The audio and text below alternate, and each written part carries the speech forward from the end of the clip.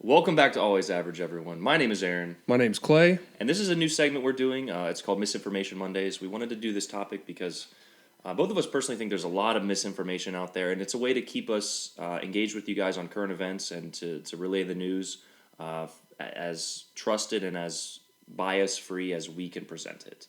Yeah, I mean, how do we were thinking about ways to keep up with current events throughout the week, and I think it was pretty evident really early on that we were going to have to do something about misinformation. Yeah. It's just something everybody's been talking about. I mean, I don't feel like it came up a whole lot before Donald Trump, but I want to say that since he got elected, it's just something that's been on the air constantly. And then now, especially with the Ukraine-Russia conflict, it just seems to only be getting worse. There's always going to be a little bias in whatever you can't have anything without bias, but the amount at which I think the media today just blatantly lies and produces just filth, just articles that are untrue, in my opinion, has skyrocketed exponentially. Yeah, well, I mean, if you look at certain statistics on it, I mean, America has been kind of getting more and more broken, basically since I want to say the data said 2008. It was basically as far as like race relations and just like Democrat Republican unity. Yeah. Everything was getting better and better and better, and then for whatever reason, around the time that Obama was elected, everybody's got their own opinions on why that may be. I particularly, I'm not 100% interested in getting into it, on the podcast, but I know for a fact we want to talk about all the Russia-Ukraine stuff because not only is it super topical, I think it's interesting to me. I think it's important to talk about, and I know you and I have been kind of loosely discussing it throughout the week since it all started. Yeah, absolutely. The first thing that I remember talking to you about, I was stoked about it, and well, I don't know if you want to mention your veteran background in war.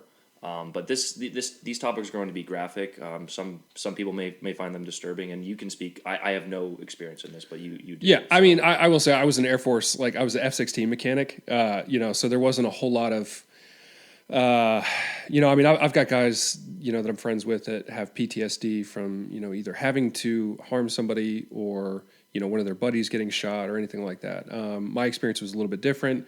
But yeah, I mean, 100% can be brutal, even if you're not directly a part of the conflict. When I was in Afghanistan, for example, I was at Bagram Air Base, and I think this was Veterans Day 2016. The base got a little bit laxed with their standards as far as operational security, which is basically just putting information out there that we don't want the enemy to know. But our base was largely run by locals. So like they would cook the food, they would be vetted, but they would cook the food. They would do our laundry, and a lot of them have been on that base helping us out for so many years that you forget that not that far away there's a freaking war going on. We talked too much about a Veterans Day 5K, and enough guys snuck on base enough parts and pieced together a suicide vest and detonated and killed 2 contractors and 2 Army personnel. Granted, I wasn't at the Veterans Day 5K. It woke me up, but I was a half a mile away on the other side of base, and the blast was so loud that I woke up thinking I was going to hear shrapnel hit the building. Yeah. So that being said, a lot of this stuff can be hard to talk about, can be hard to listen to, but it's real stuff that's going on in the world right now. This is real. Yeah, and it's important to talk about, and I think we're both fascinated too by the, propaganda machines of both countries. As much as people out there may or may not think it, they're both playing a big propaganda game. So, and we found some interesting stuff that's turned out to be completely nonsense. So the first thing you found, I remember you texted me, you were like, do we have to find out if this is legit? And just because it sounded cool, not even talking about misinformation at that point. What was that? The Ghost of Kiev. I think I texted you and a couple other of my buddies. And this, apparently, according to Ukrainian propaganda, a MiG-29, which is like a early 70s or late 70s, early 80s MiG fighter pilot, jet, apparently shot down 6 Russian aircraft, 2 of which are the supposedly the new Su-35s or the newest Russian fighter jet, which is like Yeah. The 50-year difference in technology, and we found out that this is completely false. It was propaganda used to boost morale of the Ukrainian people, but everyone, including multiple military friends of mine, veterans, and a lot of people believed it. And everyone, like, there was footage of it, which turned out to be like footage from a video game, a flight simulator. So this is being all spread around Instagram and stuff, and people see these short 15-second clips, and they're like, "Oh my gosh, that's so cool! This guy shot it down. It's live on camera. Look, it's real." And it's not true. I'm reading an article from military.com right now, where it just says the unknown hero Ghost of Kiev has been talked about, and it's almost all but confirmed false. Yeah. I mean, I remember when I first heard about it. I think might have been, I can't remember if it was through your text message or not, but there's something about it, and I think it goes back to like World War One and World War II, like fighter aces, Yes. and how there's always something really cool about that. Yeah. I think just in like our psyche, and so when there's like this fighter ace and he's in a older plane and he's outgunned and outmatched and he's kicking ass and taking names. There's a part of like the dude in me, the dude bro in me that's just like, oh, that's so cool. So for those that don't know, an ace is a pilot that takes out 5 other planes. Yeah. That was what makes you an ace, and he would have been the first ace since I think World War II, if I'm not mistaken, in 30 hours. That's just like unheard of, Yeah. So, and that's part of the thing that we still have to do some research on to figure out if it's misinformation or not, is that, the numbers aren't being recorded properly at all. Yeah. I mean, there were some reports early on that the Russians had lost thousands. they talk about it in this article. They say I think they lost 30 planes and 6,000 troops reported by Ukraine. Yeah. And Russia reported only losing 500 troops. Yeah, exactly. Yeah, so it was the difference between like 3,000 or 4,000 and 500. Yeah. And it's like...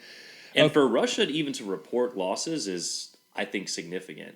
Because I think you could take the average of that number, if we're being honest. Yeah. Because the Kremlin and Russia, they're not gonna. They're gonna report they lost 0 people. You know what I mean? Like, yeah. So that's okay. So that brings up something that I was thinking about, and I kind of want to talk about, which is just basically like why would these two countries, both of them, one obviously, the morally superior in most people's minds.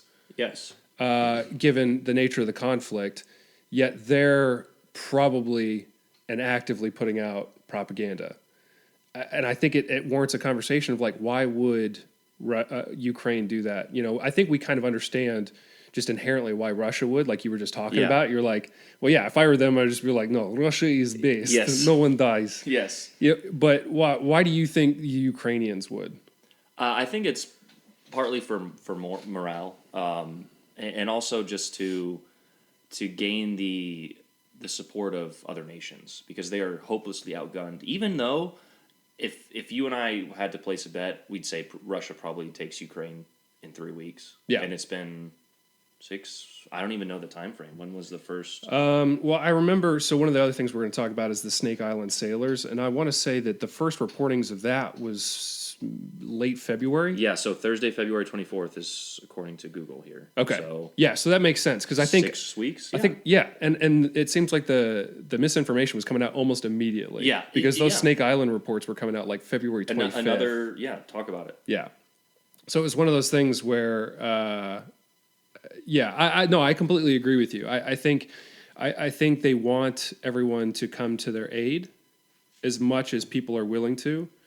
And obviously a little more so, they probably prefer that we shut down the airspace over Ukraine.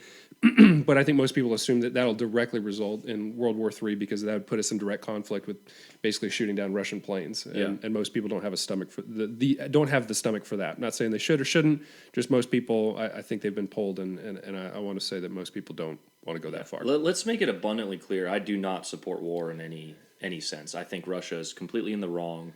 I don't think there is any reason to go to war in today's society, unless you're provoked. But Russia was not provoked. I think it's wrong. Now, we can talk about a few of the other reasons, but I'd get back to what you were saying. Yeah, well, so I struggle with that too, because, politically speaking, I mean, I consider myself a kind of a guy in the middle that understands good arguments over, some kind of tribalistic subscription to either the right or left. Yeah. So I think the libertarian movement is kind of like Yeah. that. They're like, hey, look, guns and weed. Yeah. This and that. But the one thing that libertarians believe in, I think at least, is isolationism, which is basically just Yes. we don't need to be the world's police. Absolutely. And I don't know where I actually fall on that yet, politically speaking. That's one of the ideologies that I'm still trying to figure out what side of it I fall in. Mostly because when is it appropriate? If somebody can't help themselves, is it appropriate? Like somebody getting bullied on the playground. Or when a missile strike kills 52 at a train station. Right. So my thing when it comes to that, though, is that the U.S. has, through, the alphabet boys, like, the CIA and stuff like that, like we've tried to overthrow openly now so many governments that it's hard to be like, okay, this is when I think we should act, because honestly, the people in charge are doing whatever the hell they want to and have been for decades. We put half of the world's leaders we went out to assassinate in power. Yeah. So yeah. Oh, you guys have oil? Welcome to the United States. It's if you guys look into, what nice land you have. It'd be a shame if somebody were to suck all the natural resources out of it. We could probably go on for 30 hours about conspiracy theories and but it takes some time and just look up like some of the CIA operations in foreign countries and people we have put in power. Yeah, stuff that I'm sure seemed like absolute conspiracy theories, and then some of it gets declassified, 40 years later, and then people are like, "Oh, our government would never do that." Yeah. Listen, it's written down. They did it, and they've been doing it for a hot minute. My favorite one is Operation Sea Spray, and I think I told you about this one. And I want to pull it up. It was declassified recently. We're going a little off topic, but this is what we do. This is our thing. Yeah. Starting on September 20th, 1950, the U.S. Navy, and the Navy sailors didn't know they were doing this. It was only higher up, told by the government, which only the government really knew what the sailors didn't know, basically. So they were told they were releasing a harmless gas or whatever, but it released two types of bacteria from a ship offshore of San Francisco, believing them to be harmless to humans. But based on the results, they dosed nearly 800,000 residents to inhale 5,000 of the particles. But basically, these citizens developed respiratory diseases from this bacteria that we released on the population, and that is documented. Yeah. So when people are like, "Yeah, I trust the government," well, I really don't. So yeah, and it's like that one's documented, and then there's several others that are very, very similar that are either well documented or still being actively researched, but probably true. I want to say whatever their nuclear testing sites are in the out west, they think because of weather patterns and the increases in cancer in that one particular area, they think that essentially they were funneling fallout to this one town. Stuff like that seems to happen a bunch. I just was watching something about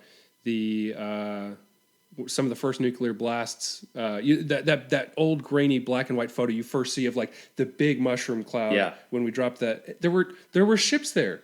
Not only were there ships there, but there were people on those ships. Well, there was one on the land. There was a mission where they specifically sent the soldiers in, and they told them it was a training exercise. They wanted to measure what would happen to those soldiers. Yes. So they basically put people at different distances and then just use them as a measuring stick to see at what distance it was probably going to mess you up. Yeah. I mean, how wild is that? And that was the soldiers. Yeah. That was we're getting highly off topic, but we wanted to bring that up because that's our own government. Yeah. And now we've got, you think of the USSR and the secret KGB operations. Yeah. That's the Russian government. Yeah. So when you're talking about we consider ourselves these moral superior beings, or we have this morally superior government. But in essence, it just seems like human nature at some point kicks in, and everybody wants to control, a narrative or something. And maybe it's just straight up people. But I couldn't agree with you more as far as Ukraine is concerned. I definitely think that they're going to put propaganda out there that's going to make the Russians look as bad as they can, so that way they can garner more of the world's support. And the thing is they've got most people's sympathies, but it's to what extent is everybody else going to physically help? Yes. There was that whole Polish jet shuffle where they were like, they basically wanted to give planes to Ukraine, but they didn't, for whatever reason, they thought, okay, Javelin missiles, anti-tank, stuff. They're like, okay, that's fine. Planes, that's going to seem like we're getting a little too involved. Yeah. So I don't know why, but there was this whole thing where I think Poland decided that they were okay with sending planes to them, but they didn't want to send it from them because then they're like, okay, well now Poland's Yes. next on Russia's shit list. Yeah. And I think eventually they just ended up not doing it. I mean, I think the javelins, the anti-tank stuff. I mean, we're sending javelins right now, aren't we? Or a bunch of missiles I'm and stuff. 100% sure we Okay. are. Yeah. But that's just kind of the funny thing is that we're sending all this stuff and supplies and things like that. Not shutting down the airspace makes a little bit more sense. But then there's this whole like plane thing where like, oh, that's a step too far. Yeah. And it's like, okay, all right. Which is, we're getting going on these topics, and the reason we talk about the misinformation is I just saw or heard about, apparently, there's a report from Reuters here, or Reuters, I don't remember. Reuters. Yeah. Of Ukrainians in Ukrainian street, a corpse with hands bound and a bullet and wound to the head found. So the report is like Russian is now executing citizens. Yeah. And can we believe that? I mean, you don't want to, and you really hope it's not true. So, but you find these other articles of misinformation. So like, is that true, or is this just Ukraine trying to get the world involved to help them out? So. Yeah, if you watch basically the dregs of any social media site, especially with like a lot of conspiracy minded groups that are already there, QAnon stuff like that. I mean, there's all kinds of photos, that are being distributed from places like that, and some of it's so funny to me because some of it you can look and you're like, oh, that's it's usually somebody's a white supremacist or a pedophile or something like that. And so this one thing, it was she's the leader of this Democratic program or whatever, and this is her at a Ku Klux Klan rally. I literally didn't know who the lady was, so I looked her up, and it was her in the same dress, in the same pose, just superimposed over the Ku Klux Klan meeting. And I'm like, it took 30 seconds for me to figure out that that's a Photoshop. Yeah. That she was sitting at her house, at her library, at home, doing this like really unique pose. I mean, she had her fingers out in such a way that it was like instantly recognizable when you saw her wearing that dress and had that hand kind of pose. And you're like, oh, okay, so that's nonsense. And there's a whole lot out there. I mean, I've seen stuff from the QAnon folks in particular that, I mean, it almost looks like somebody writing on their jail cell in feces. Like, it just looks like pure insanity where they take photos and like Charlie Day in that one meme where they're like, why don't you see the connections? It's like, because you're just taking random screenshots of random stuff and you're like, oh, this was at 621 and Q posted this and just wrote the number 621 and that's what he was talking about. And you're like, brother, find a hobby. Yeah. Go outside. But see, the problem with that is you hear stories of the Ghost of Kiev and Snake Island. Did we talk about that? So we haven't even gotten to Snake Island yet, which is like, that's the one that I thought was really cool because as a service member, when you're the victim, so to speak, or however you want to talk about, Ukraine and what's going on there, they're being pushed upon, by Russia, and essentially Russia's the aggressor. Yeah, Russia's the aggressor. Yeah, exactly. So, but Snake Island was this island that this naval ship, Ukrainian naval ship, was hanging out by, and these Russians came up to them, and they were basically like, surrender. The story was supposedly that the Ukrainians got on comms with the Russians, and they were just like, "Fuck you." Yeah. And to me, I was just like, okay, that's pretty cool. That's some Braveheart stuff right there. Yeah. And I was like, that's pretty legit. And unfortunately, a month later, we found out it's not true. Because the story was that they died. Yeah, the story was Russia blew them to smithereens. Yeah. It was just this like last defiant, fuck you. And then boom, they were just decimated. Yeah. Kind of like, did you see Rogue One? Yeah. They tore everybody up. They kicked all this ass, and then by the end of the movie, like the hero dies essentially or whatever. And so that it was just this like sad reminds tragic you thing. of Russell Case in Independence Day. Yeah. Hello, boys. I'm back. But then he blows up the alien ship, but it was face. Yeah. So anyways, what happened with the Snake Island guys is they were just captured, and actually I think very recently there was a Ukrainian-Russian prisoner exchange.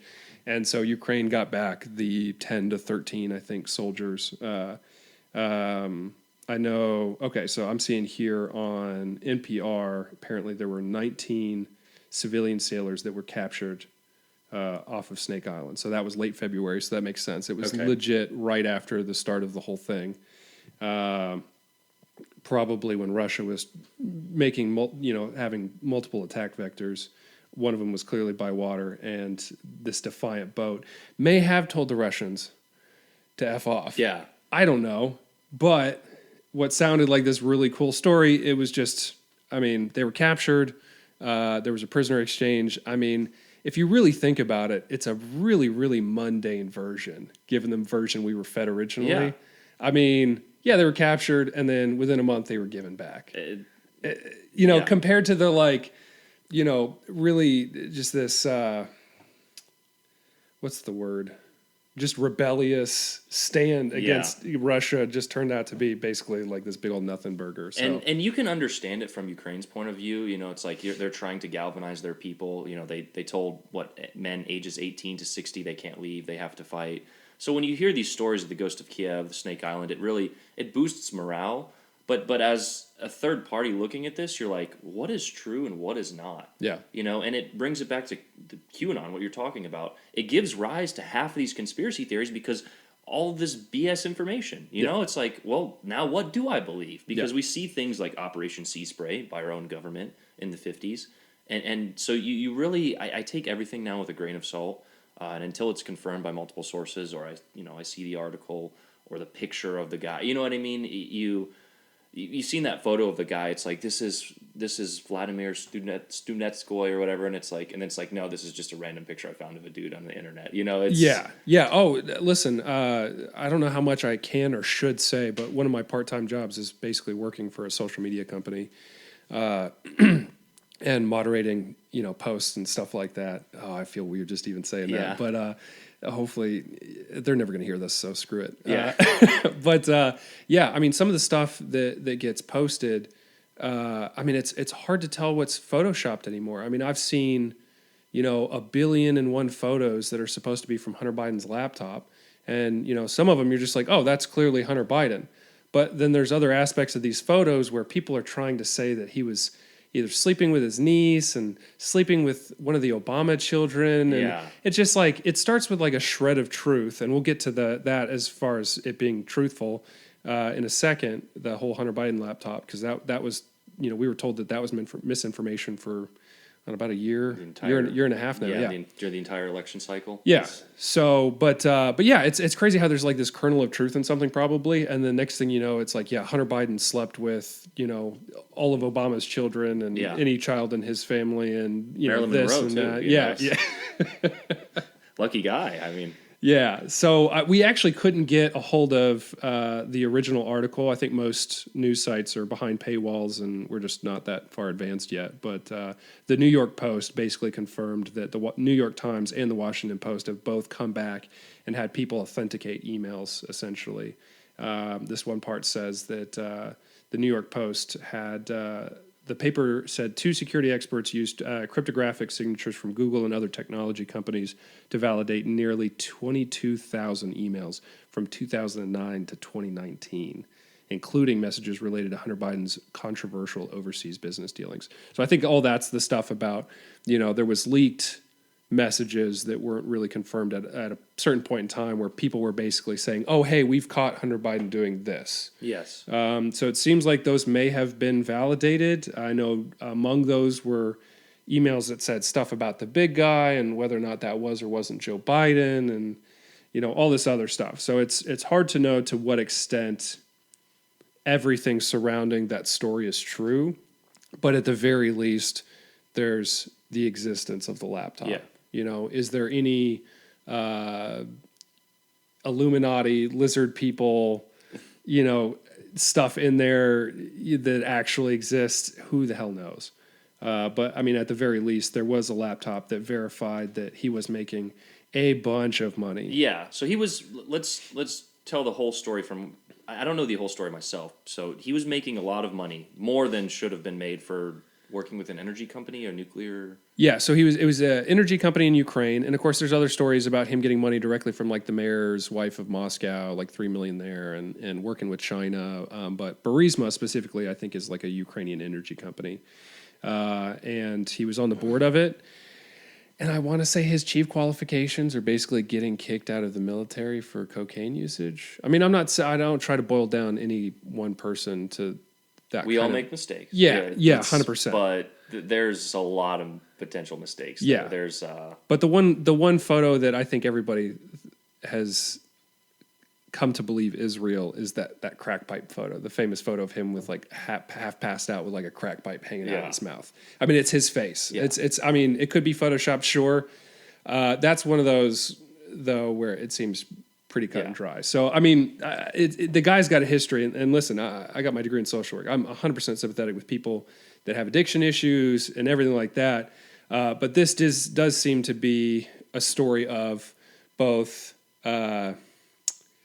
continued habitual drug usage, but also this kind of pseudo nepotism where he's also able to just pick up bags of cash around the world. I mean, the CEO of Apple is continually using drugs. He's not the CEO of Apple in the United States. You know, it's or continually brought to the spotlight is what I'm saying. I'm sure CEOs of various different companies do a lot of shady stuff. Yeah. And that's not even to include whatever's probably legal in Silicon Valley and you know, whatever. Yeah. I mean, I'm sure what's his face? Jack Dorsey, 100% doing shrooms. There's no way that guy was not, at the very least, just microdosing. I mean, that beard was, you don't go full ZZ Top without, you know, or full fish. As being libertarians, I don't really care what you do inside your own home, but as long as you're not making millions from foreign countries that have influence on our elections, is what I'm trying to say. Oh, yeah. That's, you know, like if you want to go do meth in your own home, I really don't think that's the right thing, but I'm not going to, you know, that's not my position to say. Yeah. So, but when it's potentially involving the fate of our country in a certain sense, you know, I'd prefer not to have those biases in there. Yeah. I mean, listen, I don't know what Hunter Biden got his degree in. I don't know what, you know, he scored when he went to college. You know, I don't know any of that stuff, but it does seem to me that he was able to use his name in an influential way and build relationships around the world that directly benefited him. And yeah, I mean, anytime something directly benefits somebody in that system, you can almost guarantee that it's probably not benefiting us. Yeah. Just as, you know. And that's the worst part because those citizens, they're supposed to, our politicians are, at least in America, are supposed to represent us. And I don't think a single one does. I don't know about you, but. Well, you know, not to go too libertarian here, but I did meet Jo Jorgensen when I went to this, just kind of like small government convention essentially in like Nashville. And if you listen to a lot of the stuff that she does talk about, she just answers questions. Yeah. And it's weird how foreign that seems. Yeah. Like when you're so used to talking or listening to all these politicians and how they answer stuff, and then you just listen to her and she's just like, yeah, well, you know, I've been thinking a lot about this lately and I'm not really sure about all the implications of this or that, but I think it's possible that this could work. And you're like, oh, you're just talking us through your thought process in a really genuine way. And you're not just like, oh, that's impossible or that's, it's hard. I don't even know how to emulate your average politician. I mean, they just lie, cheat, and steal. Yeah, I mean, going back all the way back to Bill Clinton's. It depends on what the meaning of is. Yes. You're just like, what? Yeah. I mean, well, I'm not a grammar specialist or a biologist. So. All right, we're getting off topic. All right, let's finish up. I wanted to talk about the train station because one of the most recent ones. This was yesterday on the AP. Missile attack kills 52 at a crowded Ukrainian train station. Which I just, again, is this true? Because we have reports of saying Russians military leaders are saying that's a missile they don't even use. Like, what does that even mean? You know, like, yeah, because we've all seen the image of the missile here. It's like just laying on a lawn, like half blown up. So Can we believe this? Do we, you know? Yeah, I mean, here's the thing too: is war is confusing, and depending on the technology, as much as you may or may not think that it matters, you know, if America wants to hit a target, we're probably going to hit what we're aiming for. Yeah. The problem is usually we don't realize what we're aiming at, and we think it's one thing, and it turned out to be another. Yeah. We've got plenty of stories, you know, a storied history of doing that. But at least if we were like, hey, this is what we want to hit, we're hitting that. Yeah. Or we think someone's inside and they're not there. Yeah. But with a lot of these, this older technology, there's no science to it in the sense of like, hey, we're trying to hit this one building. They're just lobbing stuff essentially. I mean, when I was in Afghanistan, the Taliban, they were using old Soviet era weapons, and so what we could do versus what they could do, we could figure out where a mortar came from within 5 seconds, and within 2 minutes we could have a helicopter there with soldiers on it to mess them up. Yeah. So what they figured out how to do, because they couldn't aim their mortars at all, they would pack it with snow and let it basically be a timer. So they set it up super early in the morning. As the day gets longer, the sun rises more, the snow melts, and it acts as a timer, and boom, the mortar launches. So by the time we show up, they've been gone for hours. Yeah. And so that, I don't know, to me that's just a difference that like they can't aim. And by the way, you know, we had a map of where we got hit and when we got hit, which is like little red pins. And I mean, it's like the world's largest game of Minesweeper. Like, you know, statistically, the likelihood of you getting hit is like close to zero. I mean, there's always something could always happen. I think one time, I think a mortar hit the airport door like the day before I was supposed to ship out. Like, I wasn't anywhere close, and I'm not saying it from that perspective. I mean, there were dudes in the airport leaving, you know, Afghanistan when that mortar hit that door. And I think one time one hit a gas truck tire.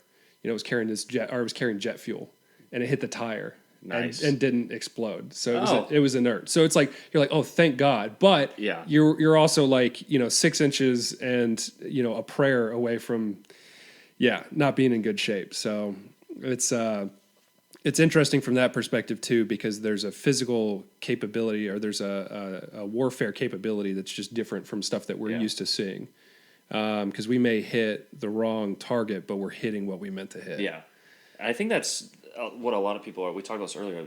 Are surprised by is Russia's inability to really just wipe out this country. You know, like we're hearing reports of a lot of their airplanes being shot down. Whether those are true or false, we don't know. Yeah. But for them to not have complete air superiority is pretty astonishing to me. I mean, just you think of Russia as the second superpower behind the United States, and now maybe even China. Yeah.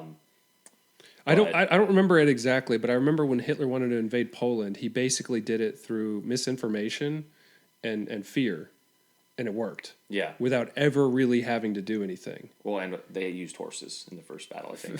Fair enough. But you know, my point is that I think Russia kind of hoped for something similar. You know, I mean, there was all those whispers of like, oh, well, you know, there's these chemical labs, and we think that they may be trying to use some chemical thing. You know, there's all this stuff that nobody really knows, you know, to what extent it was true. I mean, obviously it came out that there are biolabs in Ukraine, and of course that just fueled, you know, further conspiracy theories, which actually I almost forgot is a really good point to bring up the Azov battalion, because one of the first things Putin said was that he was trying to denazify Ukraine, and everybody's just like, what? Yeah. Like, isn't Zelensky Jewish? Like, it just didn't make any sense.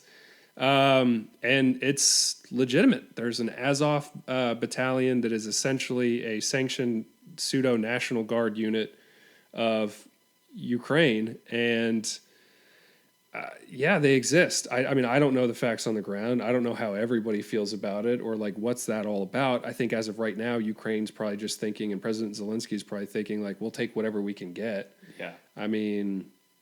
But my point on that is I see a lot of, like, I'll get those, you know how you'll just hit something on Instagram and all of a sudden now you're involved in like either right-wing conspiracy theory or whatever. The search bar. The algorithm. It's like, but that's not Russia's job to police that, you know? And we talked about this before the podcast, but I like, that is wrong. Yeah. Like that neo-Nazism, Nazism, that's purely wrong. Yeah.